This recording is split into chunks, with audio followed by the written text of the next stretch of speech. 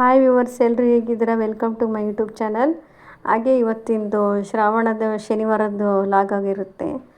ಇಲ್ಲಿ ಅರಿಶಿಣದ ಕಡುಬು ಕಟ್ಟೋಣ ಅಂತ ಹೇಳ್ಬಿಟ್ಟು ಅರಿಶಿಣದೆಲೆ ನಮ್ಮ ಪಾಟಲ್ಲಿ ಒಂದು ತುಂಬ ಚೆನ್ನಾಗಿ ಬಿಟ್ಟಿತ್ತು ಎಲೆಗಳೆಲ್ಲ, ಎಷ್ಟೊಂದು ಎಲೆಗಳು ಬಿಟ್ಟಿತ್ತು. ಹಂಗಾಗಿ ಕಡುಬು ಕಟ್ಟೋಣ ಅಂತಂದು ಹೇಳ್ಬಿಟ್ಟು ಮಾಡ್ತಾಯಿದ್ದೀನಿ.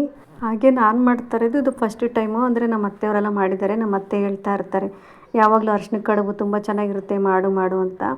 ಹಂಗಾಗಿ ಮಾಡೋಣ ಅಂತ ಹೇಳ್ಬಿಟ್ಟು ನೈಟ್ ಅಕ್ಕಿ ನೆನೆಸಿಟ್ಕೊಂಡಿದ್ದೀನಿ. ಇದನ್ನು ಏನಾಗಿ ಸ್ವಲ್ಪ ಒಂಚೂರು ಹೌದಷ್ಟು ಒಂದು 2 ಸ್ಪೂನಷ್ಟು ಅಷ್ಟೇ ನೀರು ಹಾಕ್ಬಿಟ್ಟು ಗಟ್ಟಿಗೆ ರುಬ್ಕೊಬೇಕು. ಇದು ತೆಳ್ಳು ರುಬ್ಕೊಂಡ್ರೆ ಏನಾಗುತ್ತೆ, ಎಲೆಯಲ್ಲಿ ಹಾಕ್ತಾರಲ್ಲ ಅರ್ಧ ಕೆಳಗಡೆ ಹೋಗ್ಬಿಡುತ್ತೆ. ಹಾಗಾಗಿ ಸ್ವಲ್ಪ ನೋಡಿಬಿಟ್ಟು ಗಟ್ಟಿಯಾಗಿ ರುಬ್ಕೊಬೇಕು. ನೈಟಲ್ಲಿ ಅಕ್ಕಿ ನೆನೆಸೋಕ್ಕಾಗಿಲ್ಲ ಅಂದರೆ ಬೆಳಗ್ಗೆ ಒಂದು 6 ಗಂಟೆಗೆ ಎದ್ಬಿಟ್ಟು ನೆನೆಸಿದ್ರೂ ಆಗುತ್ತೆ. ಇವರು ನೈಟಲ್ಲಿ ನೆನೆಸಿದ್ರೆ ಚೆನ್ನಾಗಿ ಬರುತ್ತೆ ಅಂತ ಹೇಳ್ಬಿಟ್ಟು ನೈಟ್ ನೆನೆಸಿದ್ರು. ಹಾಗಾಗಿ ಇಲ್ಲಿ ಮೊದಲನೇದಾಗಿ ಒಂದು ಸ್ವಲ್ಪ ನಾನೊಂದು 2 ಹೋಳು ಸಣ್ಣ ತೆಂಗಿನಕಾಯಿದು ಒಂದು ಕಾಯಿಂದು ಕೊಬ್ಬರಿ ತುರಿದು ಇಟ್ಕೊಂಡಿದ್ದೀನಿ. ಇದಕ್ಕೆ ನಾನು ಬೆಲ್ಲ ಕರಗಿಸಿಟ್ಕೊಂಡಿದ್ದೆ ಬೆಲ್ಲನ ಹಾಕ್ಕೊತಾ ಇದ್ದೀನಿ. ನಿಮಗೆ ಎಷ್ಟು ಬೇಕೋ ಅದಕ್ಕೆ ಬೆಲ್ಲ ನೋಡಿಬಿಟ್ಟು ಹಾಕ್ಕೊಬೇಕು. ಇದನ್ನು ಚೆನ್ನಾಗಿ ಮಿಕ್ಸ್ ಮಾಡಬೇಕು.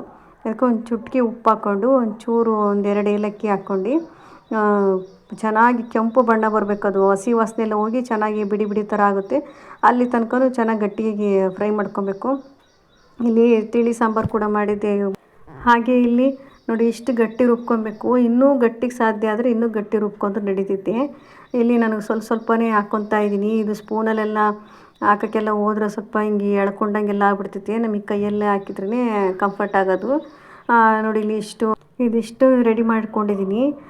ಇವಾಗ ಒಂದೇ ಸರಿ ಮಾಡ್ಕೊಬೇಕು. ಒಂದೊಂದೇ ಮಾಡೋಕ್ಕೊಂದ್ರೆ ಆಗೋಲ್ಲ. ಇದನ್ನ ಈ ಥರ ಫೋಲ್ಡ್ ಮಾಡಬೇಕು. ನಾನು ಒಂದು ಎಲೆಯಲ್ಲಿ 2 ಭಾಗ ಮಾಡ್ಕೊಂಡಿದ್ದೆ. ಯಾಕೆ ಜಾಸ್ತಿ ಎಲೆ ಎಲ್ಲ ಇಷ್ಟರಲ್ಲಿ ಆಗಬೇಕಲ್ಲ ಅಂತಂದೇಳಿ ಮಾಡಿಟ್ಕೊಂಡಿನಿ. ಈ ಥರ ಮಧ್ಯಕ್ಕೆ ಫೋಲ್ಡ್ ಮಾಡೋದು ಹಿಡ್ಕೊಬೋದು, ಇಲ್ಲ ಅಡ್ಡನಾದರೂ ಫೋಲ್ಡ್ ಮಾಡ್ಕೊಬೋದು. ಮತ್ತೆ ಅಲ್ಲಿ ಹಾಕ್ತಾಯಿದ್ದೀನಿ ನೋಡಿ. ಇದು ಏನಂದರೆ ಸ್ಮೂತಾಗಿ ಮಾಡಬೇಕು. ಜೋರಾಗಿ ಬರ ಅಂತ ಹೇಳಿದೆ ಅಂದರೆ ಎಲೆಲ್ಲ ಕಿತ್ಕೊಂಡು ಹೋಗುತ್ತೆ. ಹಾಗೆ ಇದು ಅಕ್ಕಿ ಹಿಟ್ಟು ಜೋರಾಗಿ ಈ ಥರ ಮಾಡೋಕ್ಕೂ ಬರಲ್ಲ. ಅದು ಅಂಟ್ಕೊಂಡಿರ್ತೈತಲ್ಲ, ಹಂಗಾಗಿ ನಿಧಾನಕ್ಕೆ ಮಾಡಬೇಕಿದು. ಫಾಸ್ಟಾಗೆಲ್ಲ ಮಾಡೋ ಕೆಲಸ ಆಗೋಲ್ಲ. ಹಾಗಾಗಿ ಒಂದೊಂದೇ ಈ ಥರ ತುಂಬಿಟ್ಟು ಒಂದ್ರ ಮೇಲೆ ಒಂದು ಇಟ್ಟರೆ ಏನು ಅಡ್ಡಿ ಇಲ್ಲ, ಚೆನ್ನಾಗಿ ಬೇಯುತ್ತೆ. ಈ ಥರ ಒಂದ್ರ ಪಕ್ಕದಲ್ಲಿ ಒಂದು ಇಟ್ಕೊಂಡು ನೋಡಿ ಇಷ್ಟ ಆಗಿದೆ. ನೆಕ್ಸ್ಟ್ ಇನ್ನೊಂದು ಸರಿ ಬೇಯಿಸ್ಕೊಬೇಕು. ನಾನು ಇಷ್ಟು ಸದ್ಯಕ್ಕೆ ಮಾಡ್ಕೊಂಡಿದ್ದೀನಿ. ಇದು ಒಂದು 20 ನಿಮಿಷ ಬೇಯಿಸ್ಕೊಂಡ್ರೆ ಸಾಕಾಗುತ್ತೆ. ನಾನಿಲ್ಲಿ ಹೆಸರುಬೇಳೆ ನೆನೆಸಿಟ್ಕೊಂಡಿದ್ದೆ ಸೈಡಿಸಿ ಕೋಸಂಬರಿ ಮಾಡೋಣ ಅಂತಂದು ಹೇಳ್ಬಿಟ್ಟು. ಇವಾಗ ಎಣ್ಣೆ ಕಾದ ತಕ್ಷಣ ಸ್ವಲ್ಪ ಸಾಸಿವೆ ಹಾಕಿ ಕರಿಬೇವು ಸೊಪ್ಪನ್ನು ಸಣ್ಣದಾಗಿ ಹೆಚ್ಚಿಟ್ಕೊಂಡಿದ್ದೀನಿ. ದೊಡ್ಡದಾಗಿ ಹೆಚ್ಚಿಟ್ಬಿಟ್ರೆ ಎಲ್ಲ ಹಾಗೆ ಆರಿಸಿಟ್ಟಿರ್ತಾರೆ ಅಂತ. ಕರಿಬೇವು ಸೊಪ್ಪು, ಹಸಿಮೆಣ್ಸಿನ್ಕಾಯಿ ಸಣ್ಣದಾಗಿ ಹೆಚ್ಚಿಟ್ಕೊಂಡು ಚೆನ್ನಾಗಿ ಬಾಡಿಸ್ಕೊಂಡಿದ್ದೀನಿ. ಇವಾಗ ನಾನು ಹೆಸರುಬೇಳೆ ಬಸ್ತಿದ್ದೀನಲ್ಲ ಅದನ್ನು ಕೂಡ ಇದಕ್ಕೆ ಹಾಕ್ಕೊಂಡು ಸ್ವಲ್ಪ ಹಸಿ ಕೊಬ್ಬರಿ ತುರಿ, ಹಾಗೆ ಸ್ವಲ್ಪ ಕೊತ್ತಂಬರಿ ಸೊಪ್ಪು, ನಿಂಬೆಹಣ್ಣು, ಹಾಗೆ ಸ್ವಲ್ಪ ಎಷ್ಟು ಬೇಕಷ್ಟು ಉಪ್ಪು ಹಾಕ್ಕೊಂಡು ಚೆನ್ನಾಗಿ ಮಿಕ್ಸ್ ಮಾಡ್ಕೊಂಬಿಟ್ರೆ ಹೆಸರು ಕಾಳು ಕೋಸಂಬರಿ ರೆಡಿ ಆಯಿತು ಸೈಡ್ಸಿಗೆ. ನಾವು ಯಾವಾಗಲೂ ಪಲ್ಯ ಎಲ್ಲ ಮಾಡ್ತಾಯಿದ್ವಿ. ಸರಿ ಟೈಮ್ ಆಗಿಲ್ಲ, ತುಂಬಾ ಟೈಮ್ ಆಗೋಯ್ತು. ಹಂಗಾಗಿ ಬರೀ ಕೋಸಂಬರಿ ಅಷ್ಟೇ ಮಾಡ್ಕೊಂಡಿದ್ದು.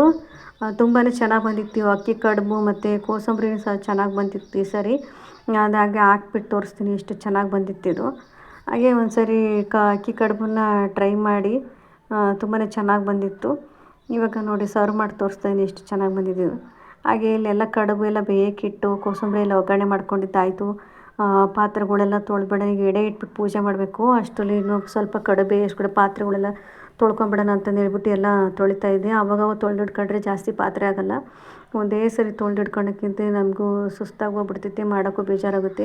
ಹಾಗಾಗಿ ಈ ಥರ ಅವಾಗವಾಗ ಸ್ವಲ್ಪ ಪಾತ್ರೆ ಆದಾಗಲೇ ತೊಳೆದಿಟ್ಕೊಂಡ್ಬಿಡ್ತೀನಿ.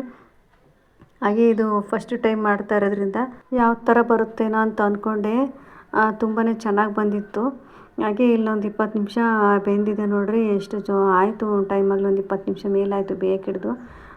ಕೈಯಲ್ಲಿ ತೆಗಿಯೋಕ್ಕೂ ತುಂಬಾ ಸ್ವಲ್ಪ ಬಿಸಿ ಇತ್ತಾವೆ. ಹೆಂಗೆ ಈ ಥರ ಸ್ಪೂನಲ್ಲಿ ತೆಗಿತಾ ಇದ್ದೆ. ತುಂಬಾ ಚೆನ್ನಾಗಿ ಬಂದಿತ್ತು. ಶೇಪ್ ಅಂತೂ ನೋಡಿ ನನಗೆ ಖುಷಿನೇ ಯಾಕಂದರೆ ಅಂದರೆ ಆ ಎಲೆ ನೋಡಿರಿ ಎಷ್ಟು ಚೆನ್ನಾಗಿ ಶೇಪ್ ಬಂದಿದೆ. ಏನೋ ಒಂಥರ ಹೊಸ್ದಾಗಿ ಮಾಡಿದ್ರೆ ಏನೋ ಒಂಥರ ಅದ್ಭುತ ಥರ ಅನಿಸ್ಬಿಡ್ತಾ ಇತ್ತು ಇದು ಮಾಡಿದಾಗ. ಎಷ್ಟು ಚೆನ್ನಾಗಿ ಬಂದಿದೆಯಲ್ಲ ಅಂತಂದು. ಹಾಗೆ ಇಲ್ಲಿ ಒಂದೊಂದಾಗಿ ತೆಗ್ದುಬಿಟ್ಟು ತೋರಿಸ್ತಾಯಿದ್ದೀನಿ ನೋಡಿರಿ ಎಷ್ಟು ಚೆನ್ನಾಗಿ ಲೈನ್ ಥರ ಎಲ್ಲ ತುಂಬ ಚೆನ್ನಾಗಿ ಬಂದಿತ್ತು. ನಾವು ಮಾಡಿದ್ವಿ ಇದ್ರ ಯಾವುದು ಇಡ್ಲಿ ಪಾತ್ರೆಯಲ್ಲಿ ಇಟ್ಬಿಟ್ಟು ಒಳಗಡೆ ಗೋಧಿ ಹಿಟ್ಟಿನ ನಾವೇನು ಉದ್ದಿತ್ತೀವಲ್ಲ ಪೂರಿ ಥರ ಹೋಳಿಗೆ ಮಾಡ್ತೀವಲ್ಲ ಅಲ್ಲಿ ಕರ್ಗಡುಬು ಆ ಥರದಕ್ಕೆ ಒಳಗಡೆ ಈ ಥರ ಬೇಳೆದು ಇಟ್ಬಿಟ್ಟು ಮಾಡಿ ನೋಡಿದ್ದೀವಿ. ಒಗ್ಗಿಯಲ್ಲಿ ಬೇಯಿಸಿದ್ದೀವಿ. ಅದು ತುಂಬ ಚೆನ್ನಾಗಿರುತ್ತೆ. ಆದರೆ ಇದನ್ನು ಮಾಡ್ತಿರೋದು ಹೊಸ್ದಾಗಿ ಟ್ರೈ ಮಾಡ್ತಿರೋದು ಏನೋ ಒಂಥರ ಕುತೂಹಲ ಇತ್ತು ಹೆಂಗೆ ಬರುತ್ತೆ ಏನೋ ಅಂತಂದು. ತುಂಬ ಚೆನ್ನಾಗೇ ಬಂದಿತ್ತು. ನಾನು ಕೂಡ ದೇವರಿಗೆಲ್ಲ ಎಡೆ ಇಟ್ಬಿಟ್ಟು ಪೂಜೆ ಮಾಡಿದ್ದೆಲ್ಲ ಆಯಿತು. ನಾವು ಇವತ್ತಿಂದ ನಾನು ಹಾಕ್ಕೊತಾ ಇದ್ವಿ. ತುಂಬ ಚೆನ್ನಾಗಿ ಬಂದಿತ್ತು. ಸ್ವಲ್ಪ ಉಪ್ಪು ಎಲ್ಲ ಹಾಕ್ಕೊಂಡು ಕಲಿಸ್ಕೊಂಡ್ರೆ ಇನ್ನೂ ಟೇಸ್ಟಾಗಿರ್ತೈತೆ. Thank you for watching. Thank you.